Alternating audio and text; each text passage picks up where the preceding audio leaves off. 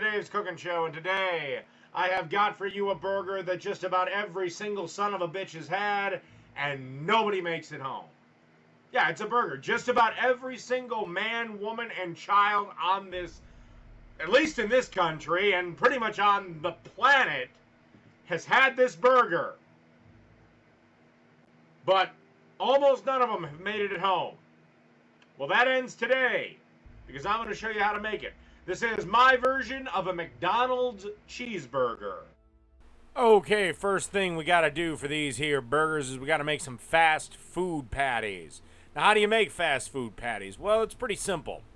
You take a bit of beef, about 2 ounces, or about the size of a golf ball, and you want to press it really, really flat. And usually I like to do this by putting them between 2 pieces of wax paper and just shoring up the edges just a little bit to make it a little more, round and circular.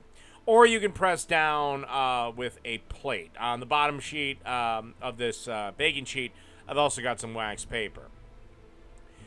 And then you just want to pound them out flat. And then you want to stick them in the freezer. This is so they actually stay together during the cooking process. Normally I don't like freezing my burgers, but this is one of the exceptions to the rule. So pop these into the freezer for about 2 hours, and then we'll be ready for the next step. Okay, so on a preheated griddle or frying pan, I wouldn't recommend a grill. You want to place one of your patties. The reason I wouldn't recommend a grill is I'm worried about the patties falling apart. And this is kind of a fun little recipe for kids.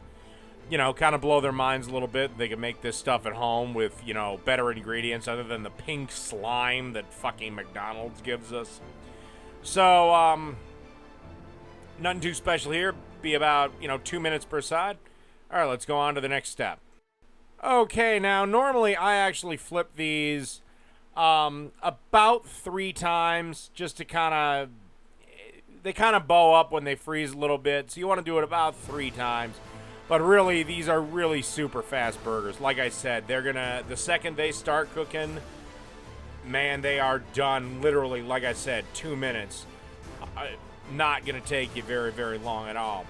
Now, you want to grab a bun and you want to start toasting that up. This is an optional step, but I mean, hell, if you're going to make a burger, you might as well make it right. So you want to toast the bun up just a little bit. Give it that more authentic feel. And this is why I'm also using frozen burgers. I'm kind of going for a little bit more of an authentic feel to the burger. You're kind of getting a little behind-the-scenes thing of the cooking show. Gotten some pickles there. We're going to set them aside for a little bit. Want to kind of stay ahead of this thing. Pressing down a little bit. Not too bad, though. Just making sure everything gets cooked. And, like I said, isn't too bad. So just make sure you don't really press the shit out of it. Like I said, that's still an relatively uncooked side, so I'm not squeezing out a ton of juice. Then you want to give it that final flip, gentle pat down. I know I rail against it, but keep in mind, this is a paper-thin burger anyway. And trust me, it'll still be delicious. It'll still be good. Now, while the other side is cooking, and I would like to point out, I applied almost no pressure. Want to grab yourself a slice of American cheese, a little water to create some steam. You want to steam that cheese, and put on a melting lid. I made this out of a dollar bowl I got at the dollar store, and a knob I picked up for $1 at Home Depot. I'll actually have to make a video on how to make these. Don't buy them. They're huge ripoffs. Yeah, they're like $7 for one. I can show you how to make one for $2. All right, I'll be back for the final step. Okie dokie. All right, let's assemble this burger. Got the bottom bun, nicely toasted. Got that patty with a nicely melted cheese. Like I said, it does a really good job to get that steam lid. A little bit of mustard. Little bit of ketchup, and then you realize that the ketchup still has the factory seal of quality on it, so you have to quickly remove that. Give it a little squirt of ketchup.